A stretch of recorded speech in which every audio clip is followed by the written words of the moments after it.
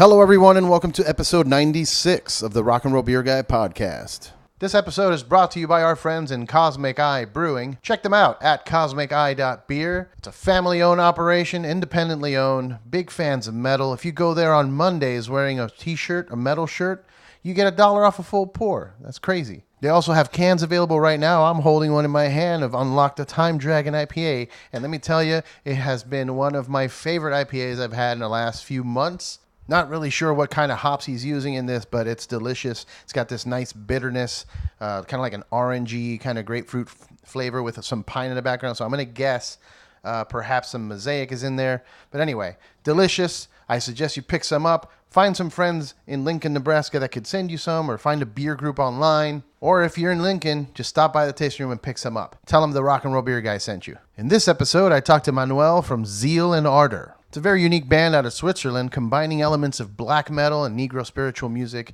It's really interesting and unique. He tells the story of how that came together. We talk a little bit about being on the road, and we talk a little bit about religion and the dark times that are upon us. I had a great time talking to him. I hope you guys enjoy it. Please don't forget to pick up their album, Stranger Fruit, or their recently released Live in London. I recommend the Live in London. They actually sound heavier live. It's awesome. Follow them on social media. Don't forget to like, share, and subscribe. And don't forget to check out the Patreon page. Go to patreon.com, Rock and Roll Beer Guy. Go to patreon.com/Rock and Roll Beer Guy and get yourself access to all the interviews I did at Psycho Las Vegas. Thanks for listening. Cheers. Little one gotta heat my water. Devilish kind. He coming early morning. Devilish fine. He go by man and net. Devilish kind. Ooh, we're gonna go home to the flat. Devilish fine. He gon' forgive my sin. Devilish kind. He promised manifest. Devilish fine. I can't do him no wrong. Devilish kind. Ooh, I see him before love. Devilish fine. Nobody gonna show you the way now. Nobody gonna hold your hand, no. Nobody gonna show you the way now. Devilish fine. Nobody gonna show you the way now. Nobody gonna hold your hand, no. Nobody gonna lead you the way now. The devil is fine. The devil is fine. The devil is fine. Better find your way now. Devil is fine.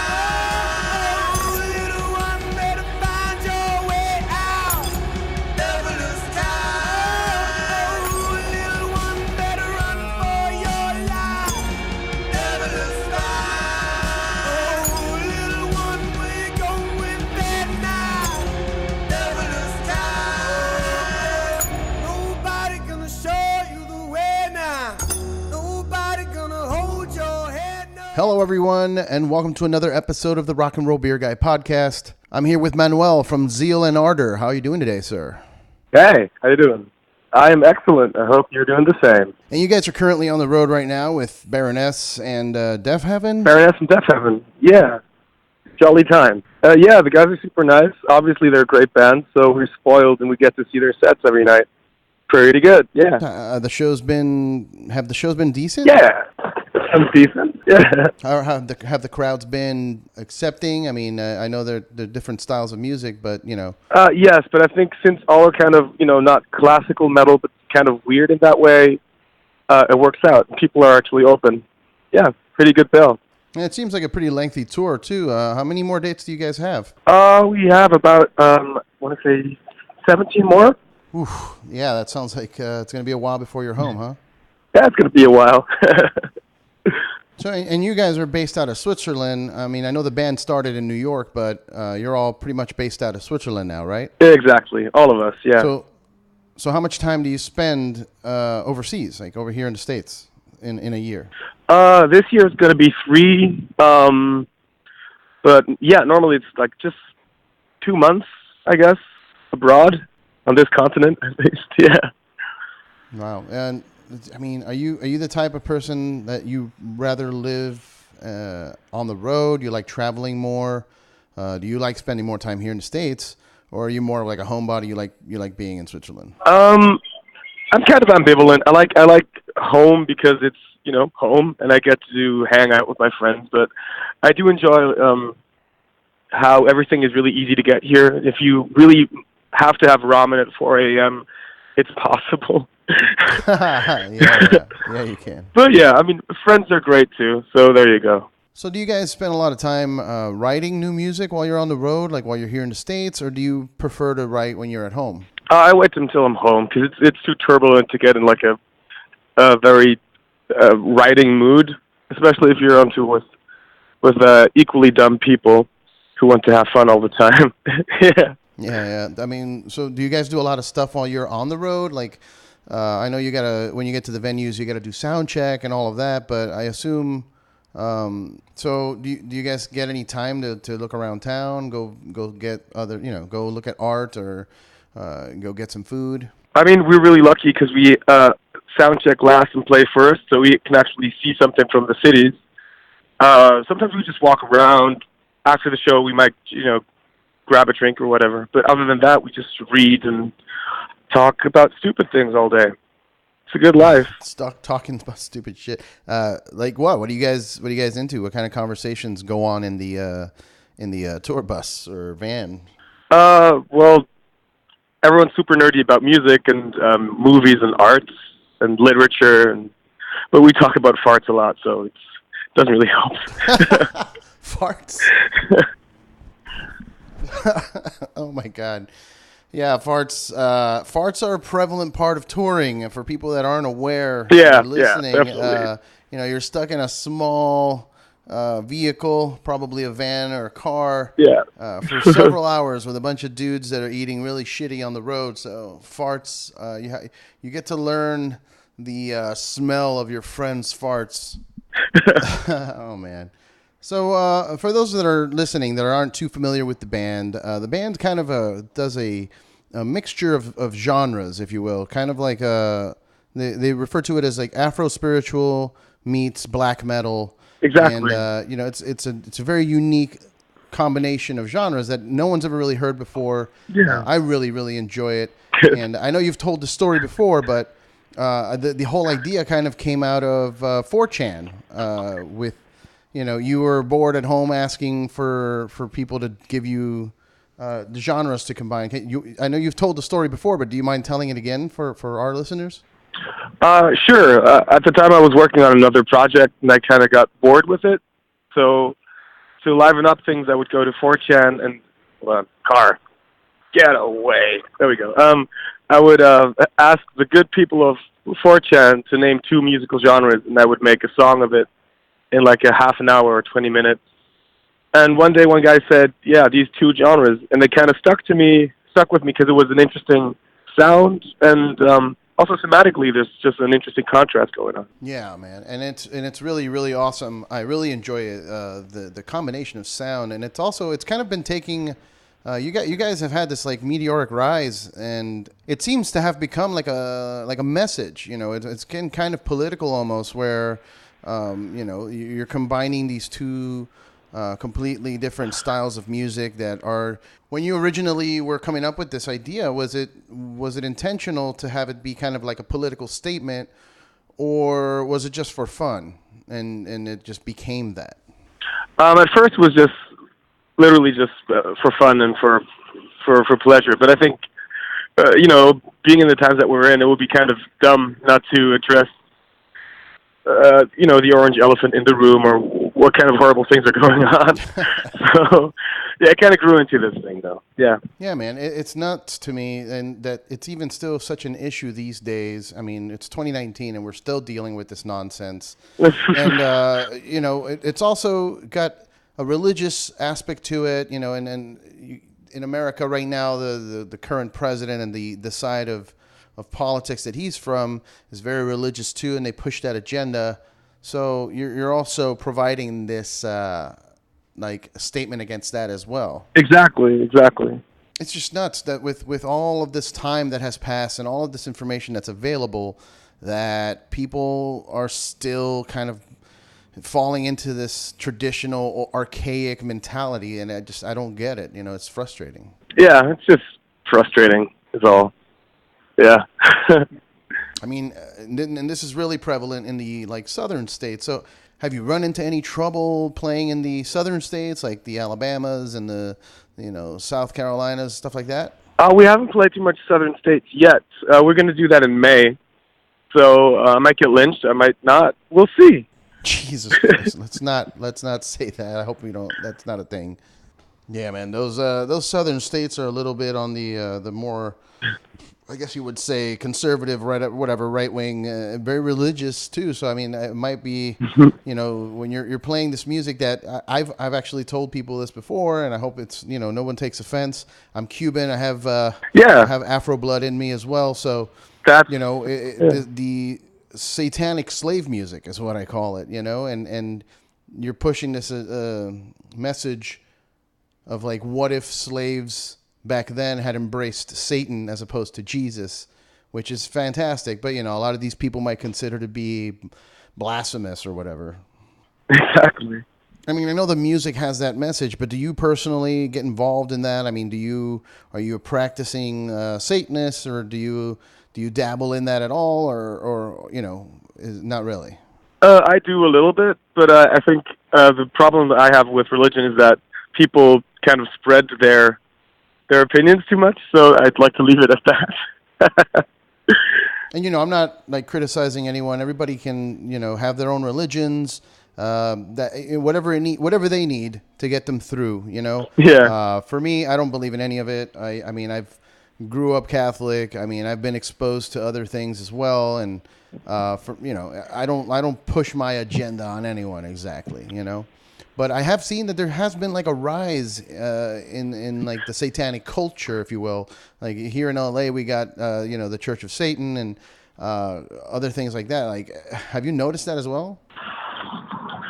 Yeah, you have the Church of Satan, which is LaVeyan. Then you have the Satanic Temple, which recently is just full of these alt-right fucks. I don't know what happened, but it just got weird there. So there's a lot of good chapters scattered around, but they kind of separated from the mainstream churches. Yeah, I mean, I'm fairly aware of what's going on, but yeah, first and foremost, I'm just a musician. I like to yell at people. It's good. Yeah, no, I totally get it, man. It's complicated. It's a complicated issue, but yelling at people is such a therapeutic thing. I totally feel you on that one. And I gotta say, man, I was listening to the record and I love it, by the way. But I saw some live footage of you guys, and it sounds so much heavier live, man. I prefer it actually because it just seems so much more powerful. You have the backup vocalists. Oh, definitely. It's just 5 more people being just as intense as just me alone on the record. So it definitely amps it up. Yeah, man. And I've noticed that your live production is pretty intense. You got some really good lighting, and I've seen screens with some imagery up there, and the high production value. So, I mean, are you guys making any money on the road? Is there any profit that you guys are making, or is all of the money kind of just going into the production? There is none. No, I mean, a lot of the tours we play are at the brink of loss, but we just want to have the best show possible that we can do. So while we do not make a lot of money, we can certainly say that we're proud of what we do. And the lighting guy was, in it from the beginning. He's basically part of the band. So that worked out beautifully. Yeah, and you guys just recently put out a live album, which I highly recommend everybody pick up. It's just, like I said, I feel like it's a stronger, for me, more powerful representation. It feels like you guys are definitely more of a live kind of experience. And then also you have these amazing music videos too, which, I know as a band coming up, there isn't really a whole lot of money going around. So, this high production music video, was it something that the label took interest in? Did you guys do a GoFundMe or something like that? How did you guys get the money for these, top of the line music videos? Yeah, that was a label that took interest. Also, it was just friends of mine from Switzerland doing the video, so we could actually afford it. It looks way more expensive than it actually is, and I'm glad about that. But yeah, I was the guy who made sandwiches for the crew that day. That's crazy, man. Yeah. So you say you make sandwiches. Is that something that are you like into cooking? Do you have any hobbies? Like, what are your hobbies when you're not playing music or playing shows or anything like that? I read a huge amount, and I have a bar in my hometown. Oh shit, nice. You co-own a bar. Awesome. So I also drink a lot. Yeah, I co-own a bar with friends of mine. So yeah, it's really fun. It's also a venue. Oh, that's awesome, man. That's always been a dream of mine to own a bar / venue / like brew pub type of deal. Obviously the rock and roll beer guy thing, wanting to do music and beer. I mean, that's awesome, dude. So are you mostly a beer drinker, or do you switch it up? Do you do cocktails and liquor, or is it mostly beer? Actually, it's just beer. I'm really bad with like liquor. I'm not like an angry drunk. I just get kind of dumb, and I don't like myself that much. So I get really jolly when I drink beer, so I tend to do that the most. It's funny, man. It's funny how, different types of alcohol affect people differently. Like for me, it's tequila. I can't drink tequila without becoming this evil, angry monster. I don't know what it is. So if you're mostly a beer drinker, what kind of beers are you drinking? Do you drink the pilsners, or kind of you like to experiment and see what beers have the most flavor, or like crazy imperial stouts with adjuncts? Like what's your go-to? That's a terrible thing. Like coming from Switzerland, all the beer we have, I think, would be classified as super bland, boring here. Whereas in the U.S., there's these craft beers with hints of ginger and foot stink, and it smells like when you lick copper or something. I hate it. For me, the closer a beer is to water, the happier I am. That's how boring I am. Yeah. No, it's not boring. So you're more like a lager pilsner guy. Exactly. No, I totally get it, man. I mean, it lets you drink a lot more of them, and also you're you're in Europe. Europe has a reputation for having the best lagers and pilsners in the world. So, yeah, like when I first started, drinking craft beer, it was always about that, like extreme. Let's find out the craziest flavor, the triple hop this, or imperial stout aged in barrels with cinnamon. But now, as I've gotten older and I've drank way too much beer, it's kind of back to I want to just drink beer, man. I want to drink beer, and I want to drink a lot of it. That's where I'm at. Yeah, man. I love trying new flavors. I'm always going to be open to trying a new flavor, a new beer, or something like that. But I like drinking, and sometimes with like sour beers, for example, they're delicious, but you can only really have one. And after one or two, it starts burning you. Exactly. Yeah. And also, if you plan to drink more than one, it eats you up from inside. It's weird. Yeah. Especially when you're on the road. I mean, it gets expensive, and then you have like your sour tummy. You're getting all the, lots of sour beer farts in the car, and exactly. Diarrhea and shit. It's not good. Now, to switch back to music a little bit, I wanted to ask you your thoughts on kind of what it seems like a rise in darker, heavier music. It seems to be growing in popularity. Even like pop musicians, like you look at like a Billie Eilish or stuff like that, where they're kind of promoting a darker tone. There's a lot of suicide-heavy thoughts into this music, and there just seems to be a lot of that going on. I myself have lost a few friends to suicide recently, and I wanted to know your thoughts on this rise in like darker music. Is it something that you think is related to kind of the disconnect that's happening in society between social media and all of that? Well, I mean, it's a very odd society in that everyone's kind of distant to each other. They're kind, but if you don't feel well, you're probably going to keep that to yourself. Switzerland has one of the most highest suicide rates on the planet because people are just kind of secluded and, introverted. And I think that's where also that distillery for angry music comes from. Yeah, it's crazy, man. Social media is meant to bring us all together, and it just seems to kind of keep everybody separate too. I don't know. It's a weird thing, but I've noticed that there's a rise in a darker culture. Like, and when I mean darker, I mean like satanic-ish. Evil.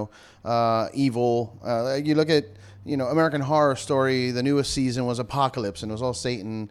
You look at the rise of popularity for bands like Behemoth. Or you guys, for example, it's kind of becoming more accepted, I think. And it's also got this connection to like fashion too. It's really interesting. Oh, definitely. That's like a global phenomenon. I don't know why, but it's just this Satan chic thing is taking over, where at Baby Gap you can get like a cool inverted cross necklace, I guess, and I don't know what's happening. But oh well, yeah, it's maybe the old book was right, and it's the end times. It's the end time. Run!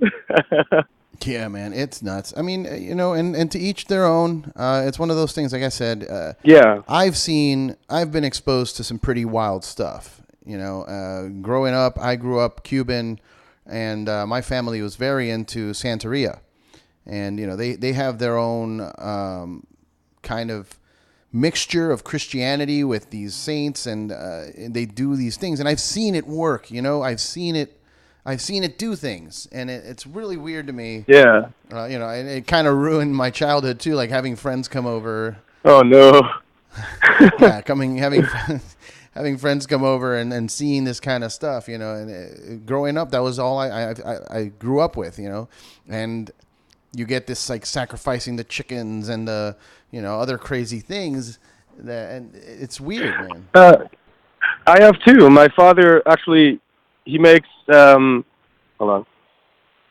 He used to go to Cuba a lot because he's a percussionist. So he would sit in on those santeria sessions and the Yoruba sessions where all these possessions take place. And every person in Yoruba gets subscribed to a god, be it Django or whatever, like an Orisha, and they legit get possessed. Like that's not even like a theory. Like you've seen it, I've seen it. It's bizarre. Yeah, it's incredibly bizarre. And I think my Orisha was Oshun. Oh, Santa Barbara. And Oshun. So you shouldn't wear blue, I guess. That's the color that will make you mad, I guess. Just FYI. Yeah, maybe that's why I never wear blue jeans. There you go. But yeah, I've definitely I've seen those possessions. I've seen it happen. I've seen the ceremonies. I see them work. I see whenever they do una promesa or something like that, it works for people. And whether it's the power of will or whatever, like it's the same as praying or whatever. Ultimately, whatever it is that somebody needs to do to get to their ultimate goal, like that's fair. Yeah. Yeah, man, it's one of those things you can't really prove it. That's why it's such a heated discussion everywhere. Everybody thinks that what they're doing is right, and it works for some people. Doesn't work for some other people, and that's just how it is. You got to let people be. Exactly. Like I guess that's pretty much like the end point of all religious discussions. Like we haven't seen it, you may have, and that's pretty much all the arguments we have. There's no proving. Yeah. And I wanted to ask, like, how is it over there in Switzerland? I mean, I'm not familiar with it. I've never been to Switzerland, but here in the States, everybody pushes their agenda. So exactly. How is it over there? Are they pushing their own agendas out there, or do they not care? No, it's pretty secular. People tend to not give a shit, which is nice. But of course, you have the oddball there, here and there. But I guess that's a global thing. Yeah, man, it's crazy. I hope that people can learn to embrace different cultures and different religions, and let people have their thing. As like we were saying before, there's been kind of a rise in satanic appreciation, and it's a shame that, like you said, it's being infiltrated by people with terrible ideologies that. Like the alt-rights and whatnot, and hopefully that changes and people can start embracing other parts of life. Time will tell. I mean, it may just be a fad, but maybe there's new chapters of satanic temples coming up. Stay tuned. It's gonna be a hell of a ride. I want to ask you, I'm sorry for my ignorance. I'm not very familiar with it, but Switzerland, I've been watching a lot of Vikings and doing research on certain parts of Spain that I come from. My family comes from too, which is Galicia, which has some kind of Viking lineage to it. Is there any of that going on in Switzerland? Am I off completely? Is that a whole different thing? No, not in Switzerland. Switzerland's in mainland Europe, so it's just settlers and agricultural people, basically like mountain folk. But yeah, no vagabonds, no raids. Ah, okay, yeah, like no heathens, I guess. No heathens. Well, other kinds of heathens. There's like old beliefs and whatnot, but mainly just cheese, actually. Yeah. All right, now to switch gears one more time, go back to the music. Where do you see the band going? Where do you see Zeal and Ardor going in the future? I mean, are you going to keep making new songs in that genre? Are you feeling that you're going to start incorporating other genres? I mean, where do you see this? What's the future for you? I think I have to kind of reinvent what this is, since I do see it as a finite thing. It's an interesting thing, and there's still a little bit to explore, but I would be foremost kind of bored if we just kept on going. And you don't want to be that band that did like 5 years of the same album, and yeah. Right, yeah. So we'll see. I don't know what the next kind of combination would be. I hope it doesn't suck. I think that's my main goal. No, I mean, I don't think it'll suck. I mean, and not to, blow too much smoke, but you guys are tremendous. I mean, you're incredibly talented, and you managed to do something that is very unique. These days it's very difficult to come up with something new when it comes to music, and you guys did that. You guys did that you did that by combining these genres and creating something new. And so I think I have faith that I think you guys will do well. It would be, but I have to admit that I also got lucky. So we will see. Maybe I'll just crash horribly, but I'll try at least. But I'm very excited to see what kind of combination you come up with next. I mean, it's got to be, I'm sure you'll come up with a new combination of something exciting and different, right? Yeah. Now, would you want to go into something a little heavier? Because I know you had your other project, Bird Mask, which was a little more acoustic-y, electronic, kind of, pop almost sound. So, are you thinking maybe heavier or softer? I think heavier will be fun. I don't know what that entails exactly. I think, just louder guitars and louder drums doesn't really cut it for me anymore. So we kind of have to figure out what heavy means. And I think that's going to be a fun little discovery trip. That being said, I have no idea what it's going to be. Right. Yeah. I mean, it's the word heavy too. It's it's a vaguer term when it comes to music. A lot of people have their own different interpretations of what that means. Like, for some people, heavier means like a lower note on the guitar, slow chugging, distorted. Or for some people, heavy is like super aggressive. And for some people, I mean, it doesn't even have to be distorted guitars and anything like that. Heavy can just be an emotional thing. For you, is it more like that? Is it an emotional thing? No, it's definitely an emotional thing. I think a lot of things can be heavy, and I think that's exactly what we're trying to figure out. Because, yeah, of course, you can make like a gent or whatever and start, call it a day. But, first of all, that's already been done. And second of all, I think that doesn't necessarily, incite that emotional state of weight or of aggression. And I think that's what we're looking for.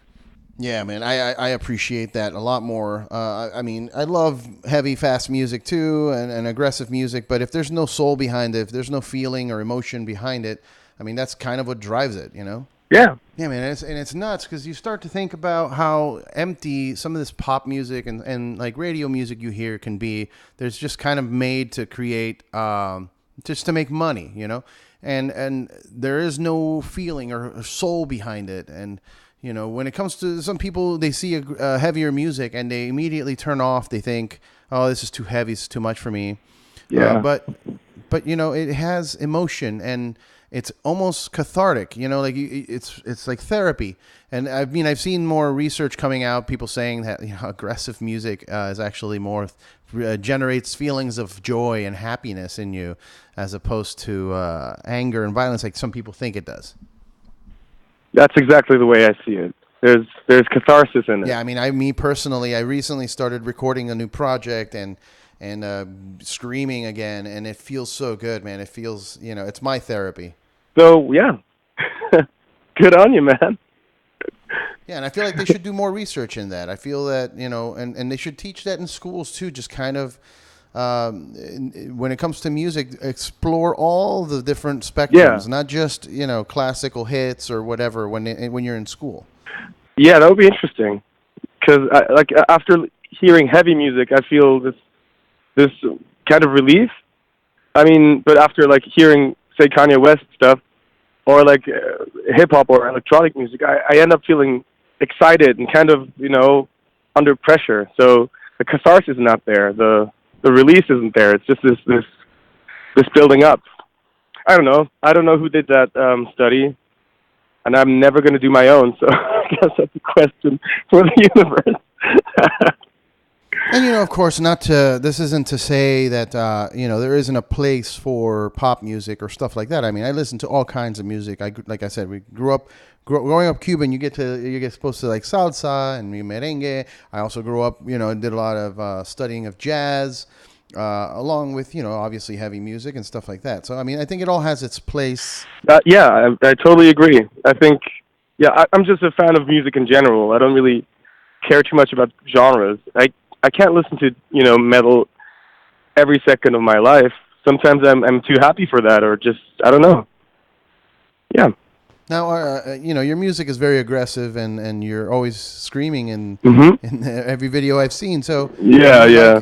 An aggressive person, or are you happy all the time? Like, I mean, how are you on a regular day? I am happy most of the time. You got to pay me to be angry. No, yeah.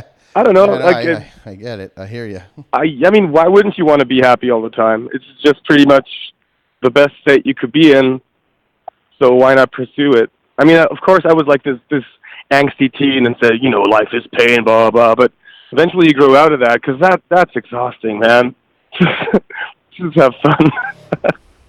Yeah, man. I mean, pursuit of happiness is definitely what we should be aiming for, and just trying to be happy and being happy with each other. Maybe if people were nicer and happier, we would have less, crazy shootouts and murderers around the world. Precisely, yeah. Anyway, so I wanted to ask you, if you could come up with your own tour package, your fantasy tour package, what would that be? A tour package? Do the bands still have to exist, or? Well, maybe we could do two. Do two packages. Okay. Do one with bands that exist, and another one with bands that no longer exist. Okay, so I think I would do Zappa, Mr. Bungle, and us. That would be very nice. Ooh, yeah. Zappa and Mr. Bungle and you guys. Yeah, that would be awesome. And for bands that still exist, well, Behemoth would be pretty neat, actually. We did play a couple of gigs with them, but we could do more. Come on. Yeah, man, I love Behemoth, Nurgle, make it happen.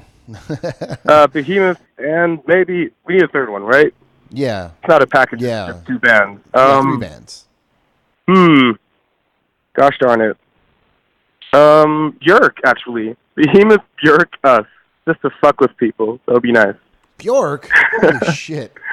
Yeah, that would be a very interesting tour, two completely different crowds. But, yeah. I mean, definitely. Honestly, yeah.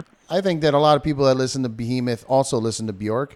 I listen to Björk all the time, when I want something a little more mellow, a little more sexy time, But I think it actually would work with the theatrical aspect of it. I mean, Behemoth puts on a very crazy-looking theatrical show with the fire and the outfits and the makeup, and Björk,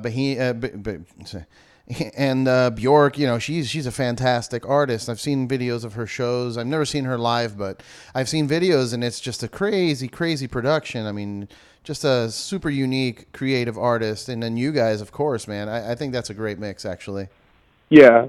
Dude, I saw Björk live last year. That was the most beautiful thing I've ever had the pleasure of witnessing. It's incredible. So, yeah. One last question about the band I wanted to ask before we wrap up here. when it comes to the music, I mean, you kind of have like a more solid lineup now that you're touring with. Do they get any input into the music, or is that all you? And also, are you involved? How involved are you in the creation of the art? Because you guys have a very unique, like I said, artistic style on stage and stuff like that. So is that you? I know the music is all just me. I write everything, but I also do the art with a little bit of help from my graphic designer friend, because I can't place text beautifully as he can, and I have to admit that. So there we go. Nice, man. Yeah, I mean, I love the style that you guys have going on with the logo you have going on, and the album covers, and you have it on the screens on the show and everything. Now, when you're doing your art, are you do you prefer doing it on pen and paper and using like actual, art supplies, or are you kind of more of like a Photoshop on the computer? It's both. I mean, mostly now it's on the computer because art supplies are really expensive. So, yeah, I get lazy and crafty. Very cool, man. Yeah, I hear you, man. Art supplies are super expensive. Well, I wanted to thank you so much for taking some time out of your day. I know you're busy. You guys are up in Edmonton today? In Edmonton. It is, there's, I can't see too much here. I imagine it's a beautiful city, but I'm seeing nothing of it. How is it out there? I mean, is it cold? No, it's actually super nice. I'm out in like a t-shirt and I'm fine. This is great.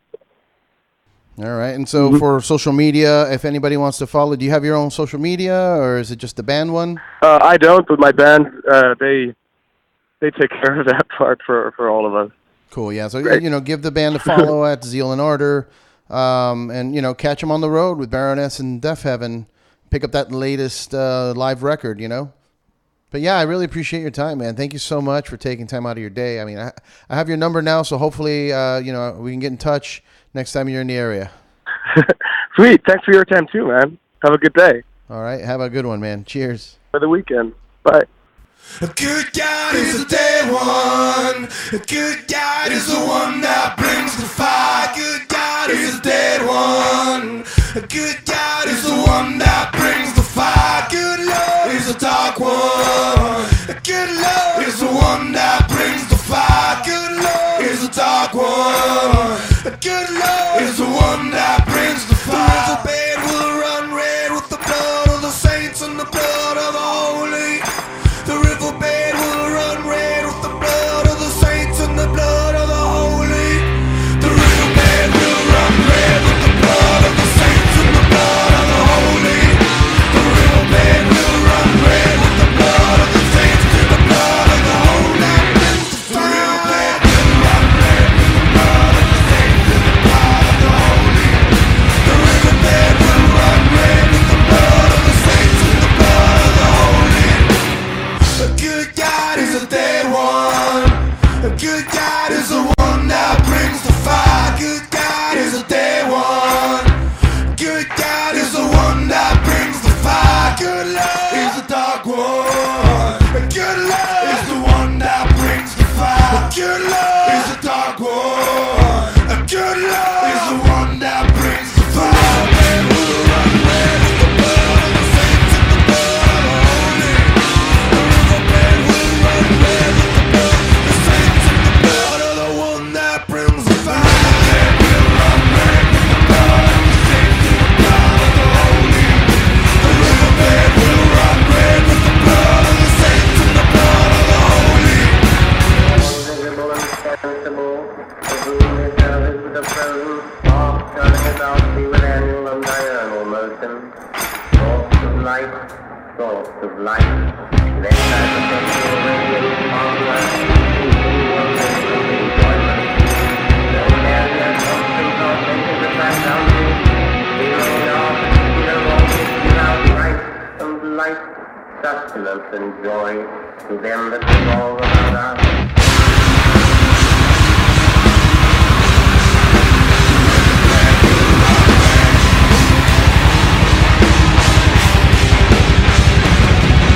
The riverbed will run red with the blood of the the saints and the blood of the holy.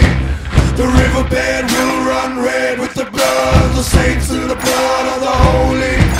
The river get down run red with the blood of the saints. Good God as a whole land brings the fire. The river get down run red with the blood of the saints. Good God, the whole land will run red. Get down run red with the blood of the saints. Good God as a whole land brings the fire. The riverbed will run red with the blood of the